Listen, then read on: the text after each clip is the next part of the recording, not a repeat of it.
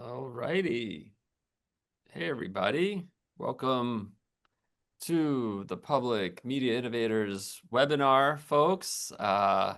We let folks just trickle in for a minute before we get started. Sometimes it takes a moment. So in this brief, awkward moment, we like to sometimes do a fun icebreaker. So Amber, if you can throw that up on the screen. This is okay. This really happened once in a pitch meeting I was in, where they asked everyone to say, what is the greatest invention of all time? And I'm just curious if you put your things in there, what you think it is. This is like also a hat tip to Recommendo, which is like a fun list thing for recommending things. And no virtue signaling, no like dialysis machine allowed, no, gene therapy kind of answers here. We all agree those are the greatest inventions of all time. So this is more everyday objects, things. Or what do you think? The wheel. Okay, this is great. I love these. And just make sure your chat is set to everyone, not just hosts and panelists, which I think it is. The washing machine, the wedge, oh, the lever, huh? I like these. The coffee, this is good. Um, I just traveled up and down I-95 all weekend, so I'm gonna go with Easy Pass because holy cow, can't imagine life without that. Uh, these are great. The camera, tennis racket. I was in a meeting, like I said, where this was posed once, and someone was like really going to bat for the jar of pre-mixed peanut butter and jelly. That was like comes pre-mixed in that jar. It was very decisive. I don't think that one won out, but this is fun to see what you all think is the greatest invention of all time. Bottles with tops. That's good. Great. Okay, well, keep those coming if you can. It's a fun little icebreaker that we like to do some things like this sometimes. And yeah, we are so glad that you are with us. Another edition of the Public Media Innovators monthly webinar series. This one is going to be, I think, very timely. So we thank you for joining us. I would like to take a moment just to thank my co-hosts, Chad Davis of Nebraska and Amber Somdahl of Wisconsin, for their work on this webinar and every other thing that we do as a group. In addition to being my professional and personal life coaches, which is a full-time job in and of itself, Amber and Chad's teams just released an amazing new game called Powwow Bound, Menominee Homecoming. It is awesome. New high watermark for innovation and collaboration and execution at a station level, cross station. Please go check it out. Amber will drop a link in the chat rather. It is really just incredible to see how they pulled that off and the thoughtfulness that their teams put behind every single frame and advisor and all the content that went into it. And it's a game, so please check it out. This peer learning community, we gather monthly for webinars on things like AI and games and media innovation and really just thinking outside the traditional broadcast box. So if you feel like a misfit at your station or you're all alone, you are part of the tribe here. You are welcomed. We embrace it all. So thank you for being here. We have a page that NITA sponsors, I'll get to them in a second, which has all of our resources that we have as past episodes of past webinars, future webinars, which I'll get to. It also has a link to Chad's biweekly email that he sends out, which is really, I think, required reading if you want to stay up to speed on all things that are happening in tech and public media and the overlap between those two things. It's really amazing. He curates that so well. I encourage you all to sign up for that. It's really, really, really well done. I also want to give a shout out to NITA for sponsoring this peer learning community and for all of their support along the way. We're all super bummed that there's no live NITA conference this year, but there is a free virtual version that they're going to put together. And so thank you, NITA, for doing that. That hits at the right place and the right time, doing a free version. The Public Media Innovators group, we are going to be curating an innovation track during that virtual meeting. So I encourage you all to look for that as you peruse the schedule for the NITA conference. We have some really great speakers about AI and gaming and how to position your station to succeed in these wild times. So be on the lookout for that. I want to just preview real quick, and we'll come back to this at the end for next month's Public Media Innovators webinar. Will be on September 11th, and that'll feature some folks from KQED, Francesca Fenzi and Ethan Tobin Lindsay, talking about how to create a thriving digital community beyond just likes and followers, but how to cultivate a sense of belonging and space. And they're going to use some case studies that they've done at KQED. So we'll have links to all of that, how you can register, and other links to the PMI resources. Amber's going to keep on putting them in there. Okay, great. So that's the housekeeping stuff. Now on to today's featured event. I am so pleased to welcome our guests to this webinar to talk about their book, Creative Hustle. So I had the pleasure of attending South by Southwest last year. We've seen some guests on this webinar series that we've met at South by Southwest, including Sam, who was there, talking about some of the work that he does at the D School. And he mentioned his book, Creative Hustle, that he co-wrote with Olatunde Sobomehin, who's also here joining us. And I knew right away after grabbing the book and reading it that I wanted to share some of those insights with you all. So the book is basically the anti ChatGPT. It's the anti-AI. Instead of a large language model, it is like an individual language model that will help you really connect with what your passions and principles are and help you align those to what your goals are. And this is a very bespoke, individualized experience, but we took the pleasure of assuming a couple things just because this is a shortened hour. And we just made like an assumption, like we all share, there's lots of goals, personal goals, professional goals. One of the goals that I think we all share is to create meaningful media in this country in ways that sort of convey trust and inclusion. And so Sam and Tunde are going to walk us through some of their framework right now about how to sort of map that out, meet this moment where we are, where we feel like the walls are caving in sometimes, and we're not really sure where we are and how we can make an impact and how to stay authentic to ourselves. And so it's part self-help, but also part public media help, and it just works. So it's kind of one of those things where you got to trust the process. So Tunde and Sam have this thing where they can walk you through this whole framework, but they've sort of taken some real time to consider where we are in public media today and catered the experience to that. So I'm so grateful to Tunde and Sam for doing that, and I'm so grateful that you're all joining us. This is going to be like a working session, so I encourage you to like get with it, be vulnerable, come along for the journey, and then use this example that they set up to try to create your own framework of what's important for you in your personal life, in your work life. Creative Hustle is the book. So much to get to, so many good things, but I think I'll just stop there because I want to give as much time as possible to Tunde and Sam. So thank you all for joining us. I'll turn it over to you guys. I'm here. I'll be monitoring the chat. If anyone on this webinar wants to ask a question, please do put it in the chat for now. We'll be monitoring it. Make sure the chat is selected as guests and panelists, and we'll try to get to them in real time if we can, and we're definitely going to try to save some time at the end as well. So Tunde, Sam, thank you. Thank you for being here. Turning it over to you guys right now. Thank you so much, David. Yeah, beautiful, beautiful. For turning it over to us, for inviting us, but also for some of what you just said. And the individualized language model is a keeper. I got to think more about that and talk more about it. And really an interesting way to think about our work. PLM. Yeah. Yeah, thank you so much. And thank you everyone for joining us. You know, there's a million things all of us could be doing this morning, and it's meaningful that we're coming together. We're used to doing sessions on Zoom, but we're used to doing it where we see everyone's faces and like the little emojis that people can put in Zoom meetings. And so I just want to encourage what David just mentioned about the chat. Like, please use the chat. You can ask questions in real time. That does not slow us down. And then also, even if it's just like a thumbs up or a question mark or it doesn't have to be anything deep or well formed. It can just be enthusiasm, confusion, say slow down, whatever it is. It's just helpful to us to like have two-way communication with everyone here. Sorry, we can't see your faces. I really wish we could. But yeah, Tunde and I, if one thing we've learned from 2020 till now, it's how to both look at a Zoom chat and be talking at the same time. So we're ready to use that hard-earned talent today.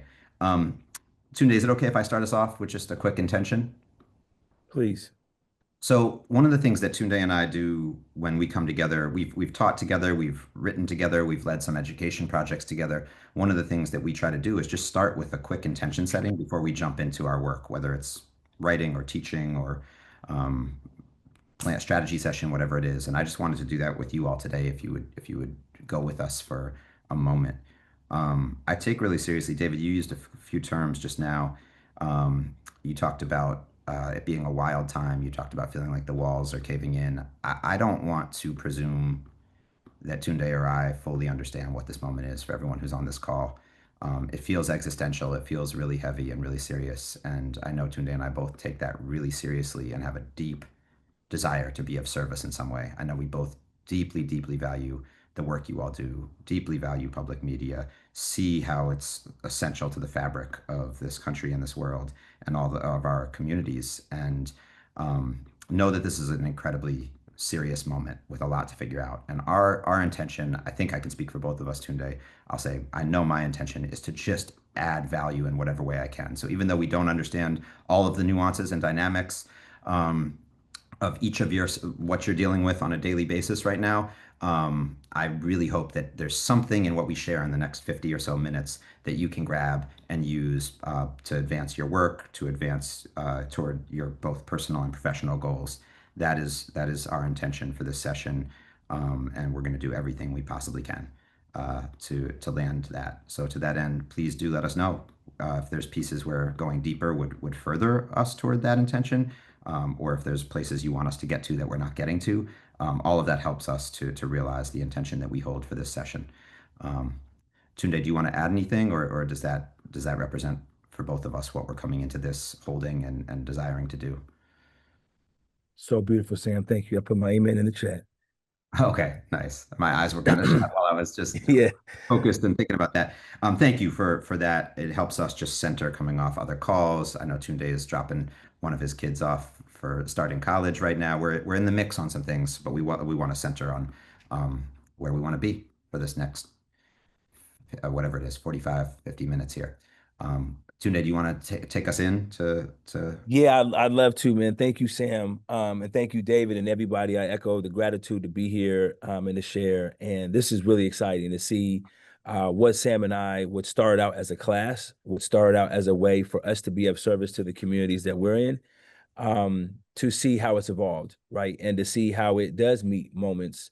And if it can be and when it does, it's supremely humbling. And so just want to thank you for the opportunity to share, and hope it is as the intention was mentioned. Hope it is helpful. So I want to do a quick introduction just of ourselves, and Sam, you could add anything that you want to.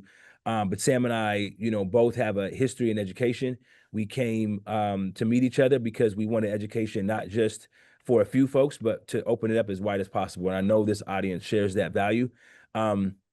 One of the ways in which I do it is through an organization that I lead called Street Code Academy. It offers free tech education for communities that need it most. And we're based in East Palo Alto, but do stuff across the country.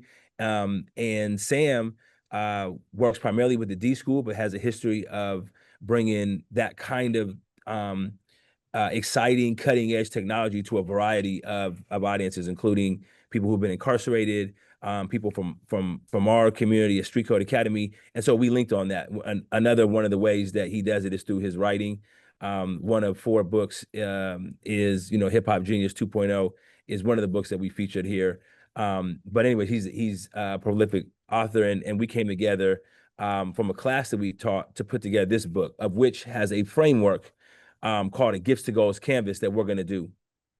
So I'll echo the heads up from David that said it will be interactive. Our goal is that while we don't have all the time in the world to bring you through what initially started as a 2-day pop-up and what has taken a lot of time form, that you'll be encouraged to grab a sheet of paper, and we'll spend some time in a minute. But if you grab a sheet of paper, while you hear this quick intro and a writing utensil that will be a benefit.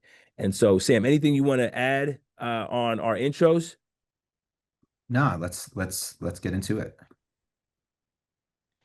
How about you take it away in terms of just the book, and I'll read an excerpt in a minute. Sure. Yeah. So, I mean, as Tunde mentioned, we're trying to give you a taste of what is a much larger experience in terms of things that we've taught, and also, all these words in this book. And it's always risky to ask authors to just give a quick summary of what your book is about, right? Because we can get really nerdy and go on about it. So we gave ourselves the challenge to to boil it down into 2 words of what this whole thing is about. And obviously those 2 words could be creative hustle, but to try to explain what we mean by that, the 2 words we came up with were imagination and action, right? So we're really interested in helping people cultivate the ability to imagine ways of being in the world, ways of making the change that we want to see in the world, and then applying that, not just imagining it and having this great vision, but actually putting it into action. That's what this whole book and the whole course is designed to do, and that's what, in a mini way, this session today is designed to do.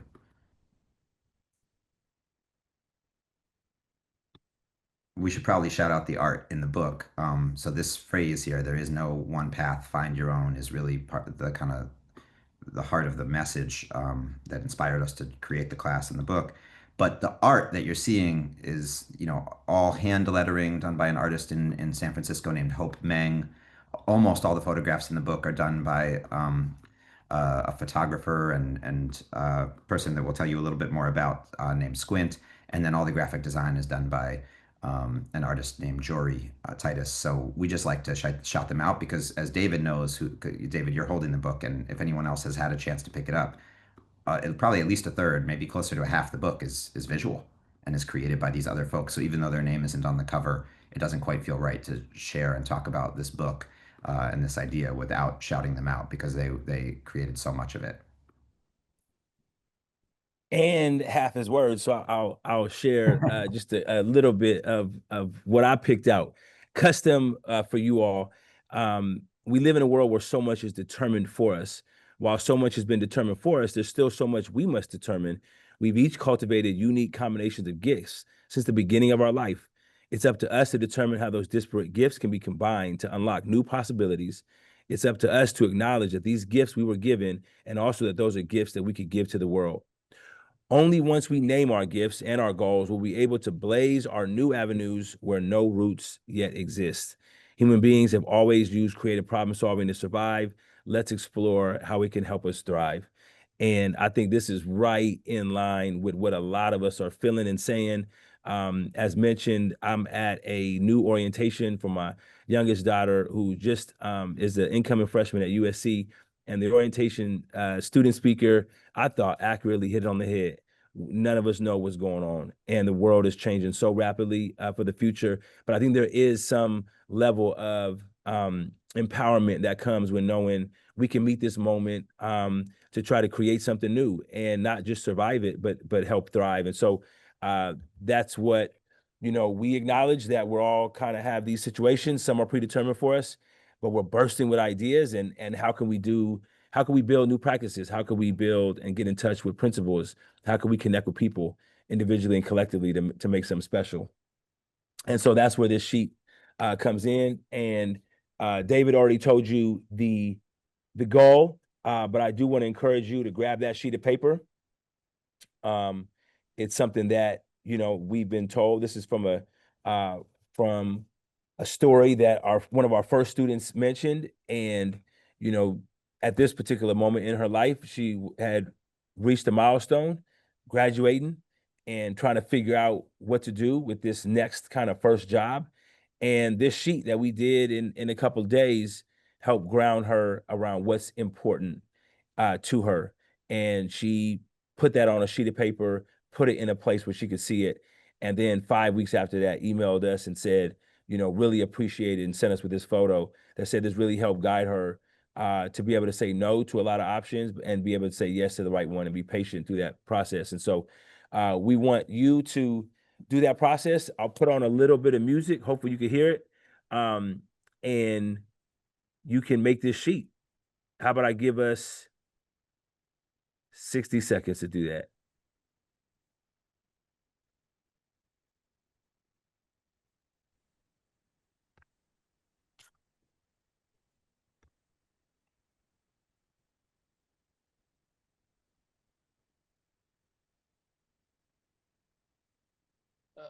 Not hearing the music Tunde, but I'll fill the space just by re-upping that.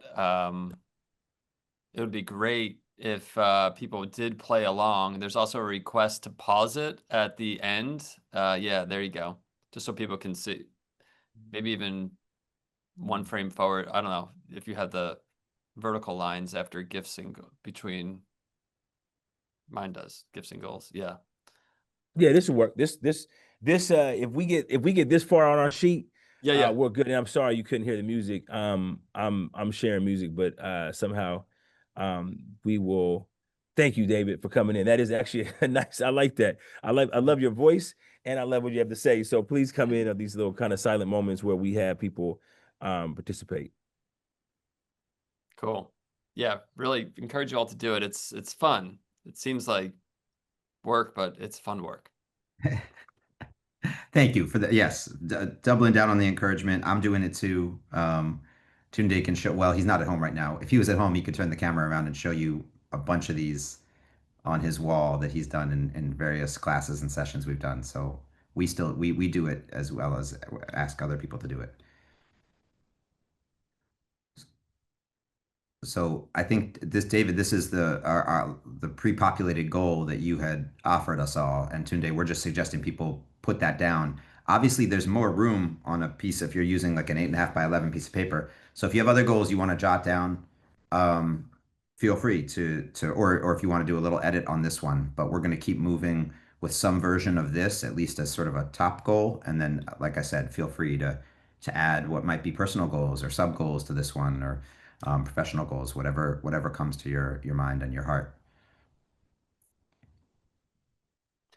Yeah, and I'll just add, just because you opened the door for me to do it, that this is the goal we're starting with. And maybe you'll do this again tomorrow or in a week, and that goal you'll iterate on that, and it'll be something else or different or something. So this is just like a work in progress, something just to get you going. I'll put that goal down in the chat also so people can use it if they want to. That's great. This is a harder part. So that was kind of easy because one, I think we all think a lot about goals. Two, David gave us one that we can just kind of take and run with. This is harder because it's asking, what are your gifts? And I've found that it's hard for a lot of folks to speak about our strengths and think the things we bring to the world. So a couple tips here. One is on the screen right now, if you have trouble naming your own gifts, like what are things you hear people say you're good at? So for me, an example of that is like I'm always really critical of my own writing, but Tunde and others tell me often that I'm a good writer. So I'm writing down writing as one of my gifts, even though to me there's a little asterisk because I always see where I want to improve. The other pro tip here is it doesn't have to be something that comes easily to you. I think that's sometimes how that word is used in our culture. It's like, oh, I just was born with the ability to draw photorealistic drawings or something. But it could be the thing you just keep coming back to, even though it's hard. But for some reason, you're compelled to do it. So, uh, that feel free to think about gifts in a couple of those ways, and hopefully that helps you get down at least a few things on the left side here. There's a question. There was a question in the chat about the prompts to help think about goals. There's a lot of ways to do that. We asked a pretty open-ended, what are you trying to make happen in the world? Think about this kind of combination between ambitious and possible, and then what will success look like? Putting a time frame on that. On that one were two questions, but I'll keep it on the gifts one just to keep us moving along. Another helpful piece, particularly in this time when it's hard to think about, particularly in this prompt where it's hard to think about our gifts, is really helpful to share with each other. So I'll put a couple of gifts that I've written down, and if you want to share some of yours, it sometimes can help prompt other people thinking about their own gifts.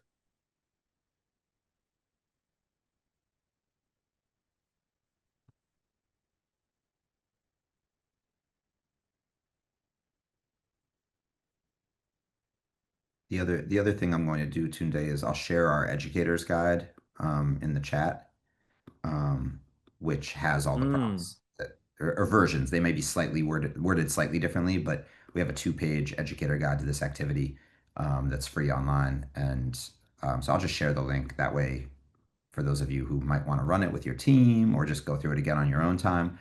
You'll have all of the prompts that you're seeing.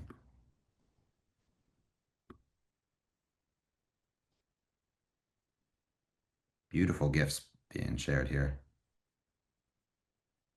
Oh, that's interesting, Isaac. Thank you for sharing that. It's easier to name gifts than goals. I've heard that from one other person, but not from most people. But I love that. Would love to dig deeper on that sometime and hear more about it. Yeah, if you have an idea for why, that would be fun. Just because I think that we could learn a lot from how you've sort of been in touch with those gifts. I'm going to keep it moving. I love the chat. This is helpful, and we'll move fast. But I think David mentioned this, and Sam, you did as well. This is a taste of an exercise that we hope is very, very scrappy, so you could do it on your own. As mentioned, I'm working on mine, and by the end of this, I will have one that serves as a kind of gifts to goals canvas that I have right now. And oftentimes, those timely goals can emerge. Those new appreciation of gifts can happen, and so doing these often is actually a benefit, and we intend for you to do that. And in this session, we'll move kind of quickly throughout them. But as you see gifts to goals that kind of make these bookends of the journey. What we learned from just a lot of people that we admire in the world, a lot of people that we admire in the world. When we came together, we said we want to share the folks that we know that really inspire us with the world. And that was the intention, was really like, look, we're inspired. Our journeys are changing all the time. We're inspired by these folks. Maybe other people would too. And so we had to narrow it down in this book to 9 people. So we have 3 that embody the the general ideas that we saw in every single creative hustler. And one of the first ones was about principles. Even um, challenging times in life can kind of help us define what those principles are. Um, you can start off and you can adopt over time. Like, I really want, what would be on your personal constitution is one of the prompts, for example. But one of the stories that kind of embody this idea is, and Squint mentioned his name. I think he called him Squint. And that's because Squint was a nickname that he actually adopted in to kind of self-identify himself in a world that didn't really project a lot of positive things on him. He grew up in Palo Alto public schools, and they didn't really see the kind of potential. They named a lot of his gifts actually as distractions. And so he had to self-name himself and kind of get to know himself. That's why the title is called Discover Who You Are, Then Show Others. I think it's really profound that he used both positive moments like his family and other challenging moments like he experienced in school to kind of identify what's important. And so what he decided was that he was going to make love the most important thing that guided him. And to show him that it was kind of his brand. He has a gift in branding. He's done branding for Michael Jordan and his brand Jordan. He's done things for Visco and for Marshawn Lynch and Steph Curry. He has a book coming out with him in September 9th. But the point is, he's been able to craft a career, very unique one, photographing and storytelling for a lot of these people because he's very grounded in his principle of love. And so he wears red every day to remind him of that. And so our moment here is to think about our own principles. What are some of the things that we've learned about ourselves that we hold on to in a tough situation? What's most important to you? I had to write my daughter a letter. What kind of principles do I want to pass on to her as she's developing her own identity? Those are principles. And so we're going to ask you to think about principles and take a moment to write some of those down.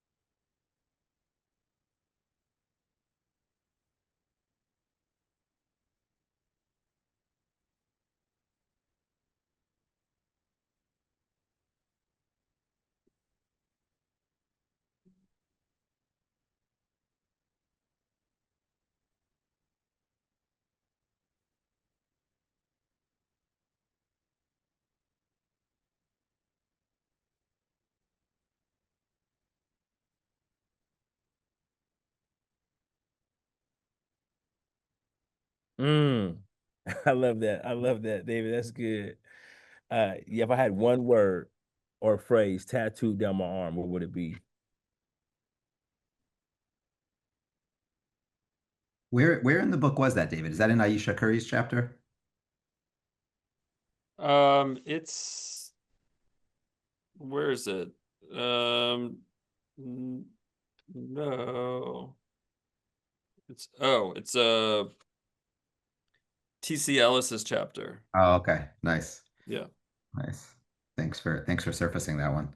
sure. Yeah, those the prompts are sometimes a little helpful, so maybe I can continue to do those if it's helpful as you go through. Love it. Yeah, yeah, yeah. Absolutely. Yeah, I'll move us along with this and again keep moving on yours and we can share. I love that. Thank you, Brad, for sharing and Lauren. Um, I'm just gonna summarize Keep this. throwing, even as Tunde's talking, if you can throw one or two in the chat. It's great to see, and I think so we found that people, it's generous because other people get inspiration. It helps the rest of us think about things we could add. But sorry, go ahead, Tune. Oh no, thank you, man. I'm putting mine up in the chat. Um, so you'll read in the book at the end of each of these kind of stories that exemplify some of these ideas.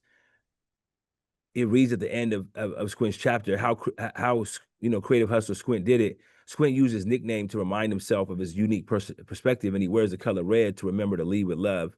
Can you come up with an outward manifestation that exemplifies your principles? Or can we come up with an outward manifestation that exemplifies our principles? Perhaps we come up with a new nickname for ourselves, carry a certain totem in our pocket every day, change the backdrop of our smartphone, or add a message to the cover of our notebook. Experiment and find out what is right for you. So that's another take home sort of example that we can think about to now that we know kindness and witness, honesty, being present. These are all principles that we want. How can we remind ourselves um, to live these out?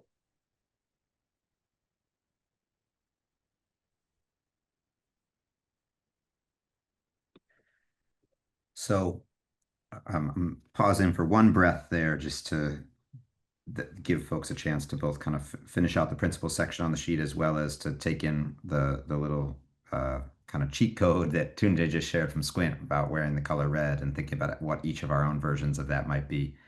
Um, but I want to bring us into the middle of our sheet. It's the middle section of our book. And it's the one section on the sheet you'll notice that touches all other sections, and that's people. Um, and the class we designed and taught in the book come from the Stanford D School. The D School is often known for human-centered design. So it kind of makes sense, as our colleague Lisa recently pointed out to us, that humans are literally at the center of this sheet and this framework we're offering. Um, I'll tell one story. The person you see in the front there, and I think is on the next slide, um, is Bryant Terry. Bryant's a longtime friend and somebody that I've often admired and was one of the first people I thought of when Tunde and I were starting to interview people for this class and this book. And the particularly interesting thing for in this context to share is Bryant had this career as a food justice nonprofit educator in Brooklyn, New York, for the first several years of his work.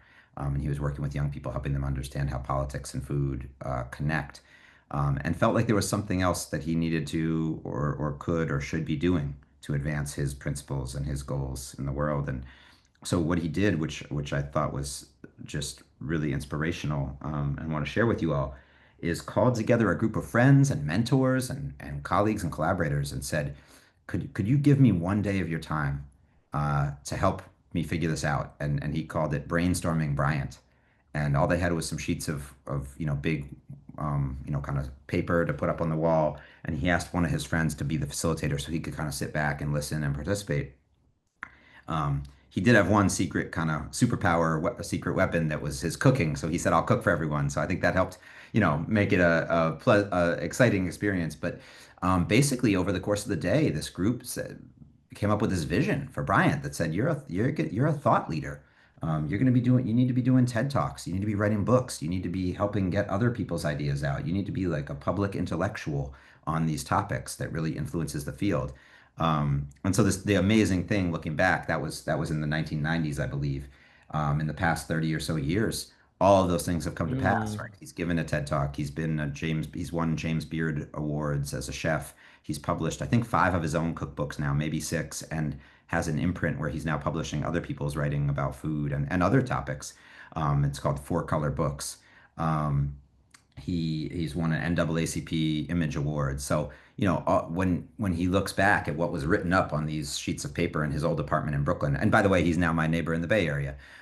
So he's moved across the country and has this whole other life, and so much of that was determined by the people around him.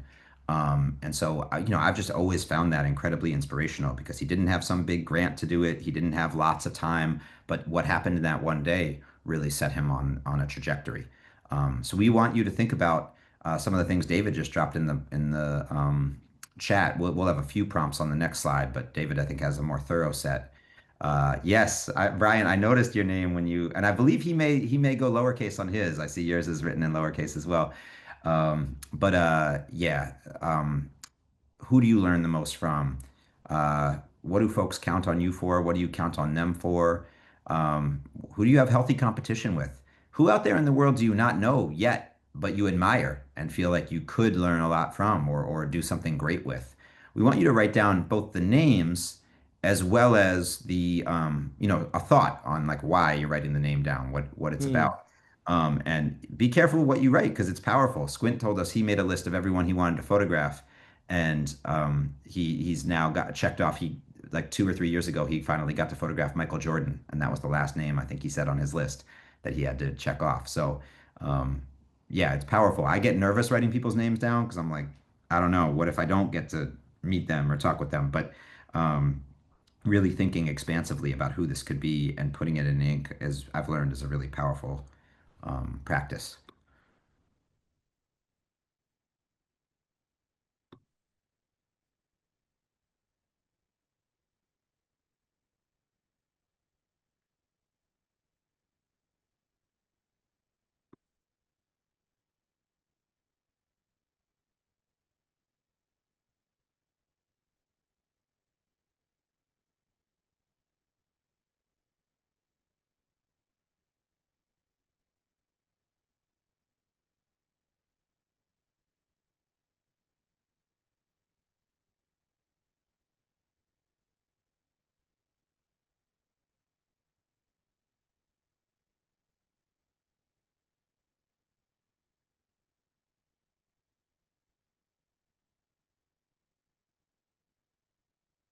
No obligation to write names in the chat. You're certainly welcome to if there are some that come to mind. Brad, since you wrote Mr. Rogers, I'm curious if you know about the book that a friend and colleague of mine, Greg Bear, wrote a few years ago called I think it's called When You Wonder You're Learning, and it's all about kind of lessons from Mr. Rogers. So if you don't know that one, might be a fun one to check out.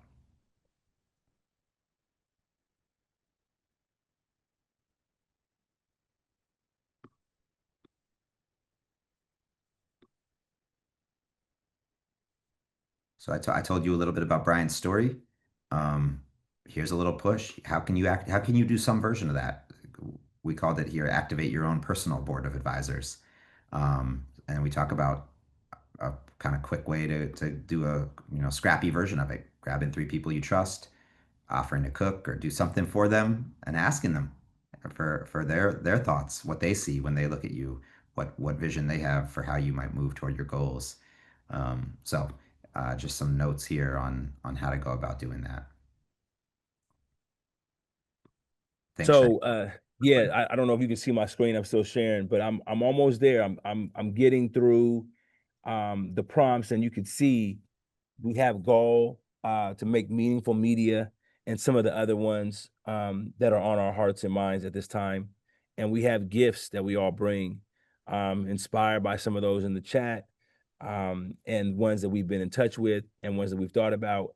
And to move from gifts to goals, we've thought about these first two principles, things that ground us in those moments that can define in the good times and the challenging times, people who we want to journey with, who we learn from, who we compete with. And then there's practices, right? If you remember the two words that we summarized this book with, it was imagination plus action. And so we know of folks, and perhaps we've been these people who have imagined big thoughts, but have failed to kind of put those into practice and to kind of put those into action. And so practices ground these so that they don't just, sit on a piece of paper or in our minds or our hearts or tattoos on our arm, but how do we actually live these out? And we see this in Creative Hustlers, including the three that you see on here. Michael Tubbs, powerful words, how you turn losses into lessons. Sean Heater, how you do me search and not just research. And then there was a story that we have in here. It concludes the book. It's not letting productivity kill your creativity. We can often be so driven by our goals, so driven by our desire to want to work towards the successes we've defined it, that it actually stands in the way of our own creativity, stands in the way of us getting in touch. And so you've heard the phrase kind of losing yourself in that press, in that push. And Tessa reminds us on how she does that. And it mentions, kind of the same day that she was awarded top 50 marketers in the United States. And now she's the president of AKQA. That she followed her routine every morning, about listening and talking to her mom, because her mom cares less about her position, but more about who she is, and she's connected to that culture. She's connected to that lineage. She's connected to the sort of principles that define her, having grown up with those parents who immigrated from the Philippines and raised her in Detroit. And she took a lot of that when she comes into the innovation fields that she's in. Her chapter talks about her making GM's first website, but then remembering what it felt like for her father to have a language barrier and people to kind of take advantage of that when he bought his first car. And so understanding that I need to stay grounded to my source of creativity, in order for me to truly be productive. What if she was too busy to be able to talk to her mom, or too busy to be able to connect? That would actually kill her creativity. And so the last piece for us is to think about daily or weekly or monthly routines that would ensure we stay right, we stay connected. What practices could we do to stay grounded and connected to our source of creativity? Could be what Tessa does, to pray and to meditate, to talk with her mom, or to exercise in the morning. But our question is, what kind of rituals are you trying to cultivate? Especially if our goal is to make meaningful media, what should we do? So that is, we'll give a moment or two for us to think about practices. And this is my favorite one to share, because I can't tell you how many that I've borrowed and have really changed my life and my practice, because I've seen them. I've seen how people are kind of putting into practice their own walk. So let's take a minute to think about some and share in the chat if we can.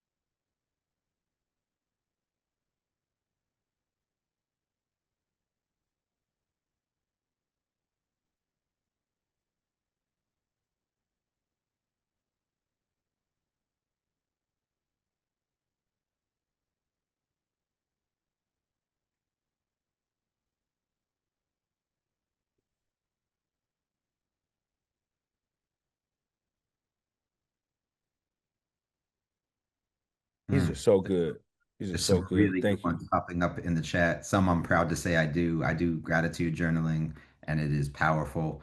I love the playing music. I forget to do it sometimes, and it's so good when I do. Sage and poetry, sleep hygiene, mindfulness, meditation, open-mindedness, pushing to try things that are not Mm. completely comfortable, that you're not completely comfortable with.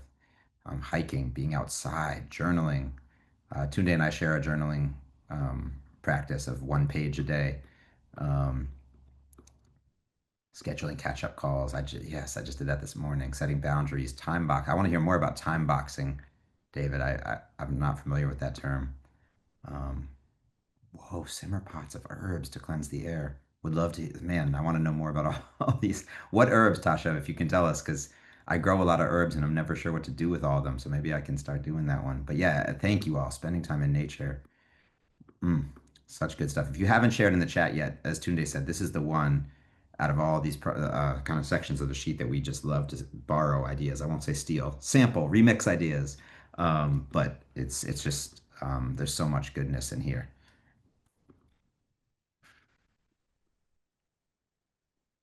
Well, I'll finish. I'll Sorry. conclude this. Oh, go ahead. Go ahead, please, David.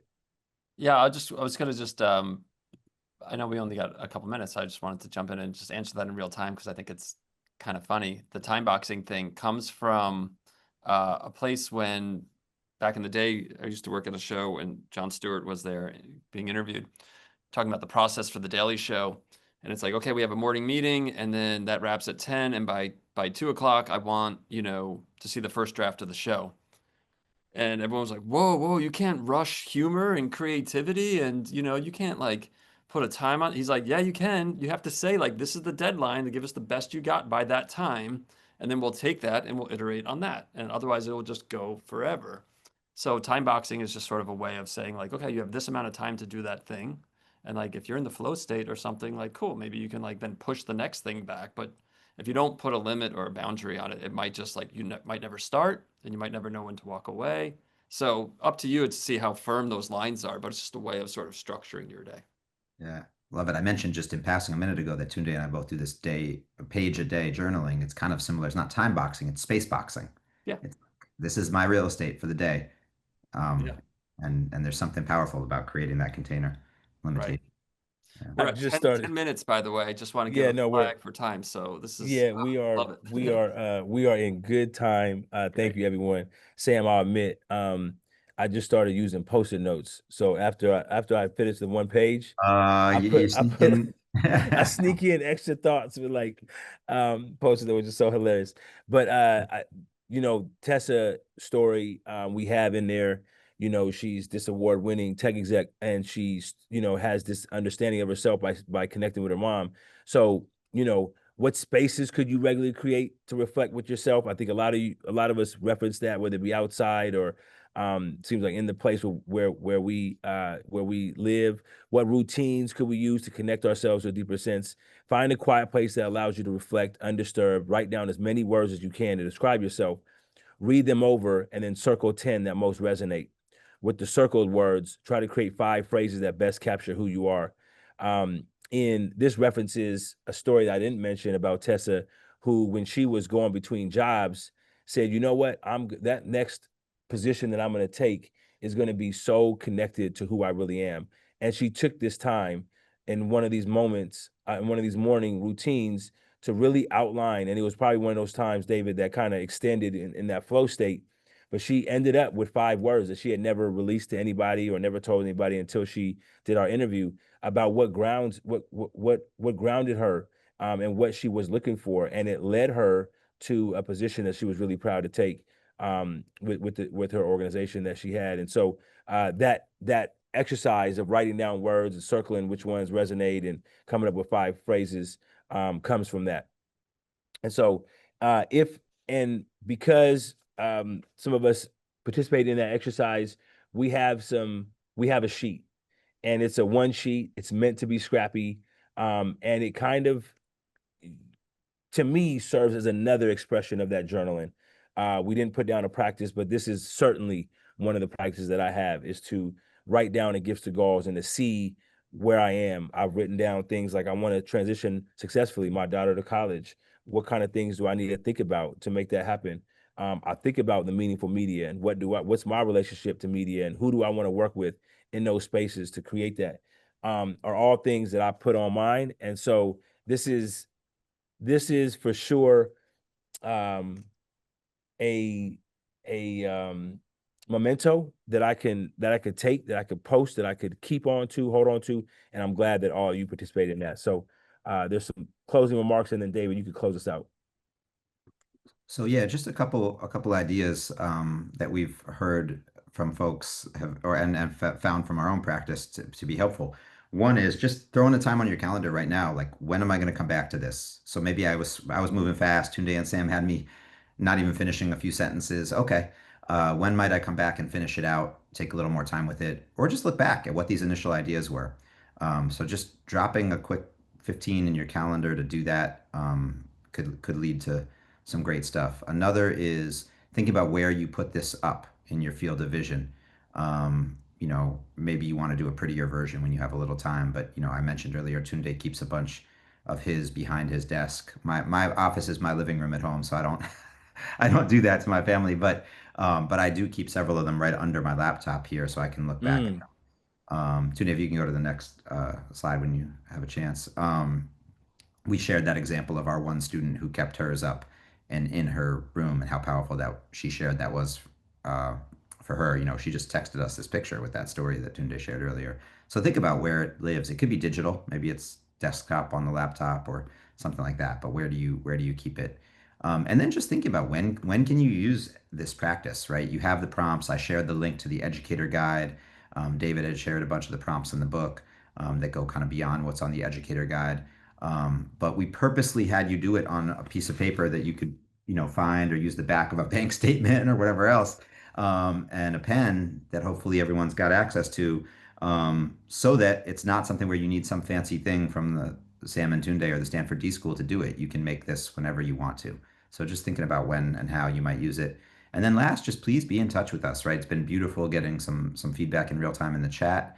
And would love to keep the conversation going. So that website has a way to contact us. We're not super active on social media, but we are there if that's your preferred format for communication. But yeah, we would love for you to become a part of this growing community with us, of folks who are thinking about these things and working on these things. The subtitle of the book is "Blaze Your Own Path and Make Work That Matters." And if you're about figuring that out, figuring out what that path looks like for you in the coming season, and making work that matters in the world, then we are community and we want to keep building. That is beautiful. Thank you for sharing that. Yeah, the contact info is on the site that we've put in the chat. This book is it just hit me at the right time at South by, and I've since revisited it many times. Just the presentation of it alone, I know they mentioned all the photographs and the layout and the design of it. It is so readable and easy to pick up and easy to plow through. It's beautiful to touch. I'm not a shill for the book. I don't get a cut of this. I'm just saying I really enjoyed it, and you all might as well. And to revisit it. And even if the goal for folks on this call is to figure out how to get out of public media and start your own shop to do good in the world, like, we support that, right? I mean, so whatever your goal is, this framework seems for me like a hack to try to figure out how to get there. And successful writers and artists and business folks, it doesn't just come to anyone. You actually have to work at it. You have to like put the thought into like, how are you going to get there? And this canvas, this framework, for me, I think is a good way to do that. And it's also a helpful reminder that these things are not so linear. Like, oh, I want to start my own production company or something like that. Okay, I guess I'll start an LLC and I'll do that. Like, it doesn't go in that one direction. You have to think about the people you're going to need, the support structure, the infrastructure, the family, the time, the space. And this just helps you sort of gather all of that. Really cool. One of the things, Tunde, that I want to ask you about real quick is you said one of your gifts is halftime basketball speeches. So my question is, I doubt, I'm a little leading the witness here, but I doubt your speech is about like the X's and O's of what's happening in the game. No, it's not. Okay, so what is your gift there? Tell me a little bit. I mean, I think the gift is I was trying to find the right example that speaks to my passion for a moment, my like enthusiasm, and oftentimes you're not able to kind of let that out, right? In the classroom, it's not always acceptable to pound your fists or shake the walls, right? And in a halftime speech in basketball, I found that it is that, and so I could just fully let out the emotion that I often try to hold Yeah. within. And you're right, it has very little to do with X's and O's and more to do with putting all out on the line, playing for each other. I mean, these kinds of moments are these kinds of qualities that basketball pulls out and that team sports pull out. I think I love those, and so I harp on those at halftime. I love that. I might have to bring you in for one of my kids' Exactly. games. Yeah. There was an article in the Times that people were sending around this week about a coach, a baseball coach. I don't know if y'all saw this. Pitcher was on the mound, bases loaded, and kids were all nervous. Coach comes out onto the mound. All the kids are like sweating because the winning run's on second or whatever. And he gets out there and he just tells like the lamest dad joke ever. And all the kids just released. They were like, oh, that's so funny. And they got out of the jam. And he wasn't like telling them to relax or telling them what to throw. He was just diffusing the situation through another way. And such a good lesson, right? Like that's how you Great can achieve lesson. your goals Great sometimes. lesson. Yeah, I Yeah. think you're making me just reflect on the social, what do they call that, it's kind of like the social IQ, your ability to understand what's needed in that moment. Yeah. Parents oftentimes have to find that and develop that, like, what does my child need in this moment? Sometimes it's not, has nothing to do with the task at hand. It Right. has everything to do with, like, just settling them down or whatever. So that was Yeah. beautiful. Thank you, David. And thank you to Tunde, thank you to Sam, thank you for everyone for joining us today. I hope you found this useful, and encourage you all to fill out your next canvas, your next sheet, to align your gifts to your goals in the future. We'll be back in September, September 11th. You can register at the link that's up in the chat for another webinar from Public Media Innovators, and hopefully we'll see some of you at the NIDA conference later in September. And thanks again to Chad and to Amber and to all the folks at NIDA for supporting this, and most especially Tunde and Sam. Thank you so much. Yeah, well, y'all take them up on their offer. Reach out to them. They are approachable. They are real people. They are willing and excited to hear your thoughts. So I encourage you all to do that. I know I will as well. So yeah, thank you everyone for joining us. Hope you have a really great, productive day. Go get that creative hustle going. So thank you all. Thank you, David. Thank you all. Thank you very much. Keep pushing. Much love.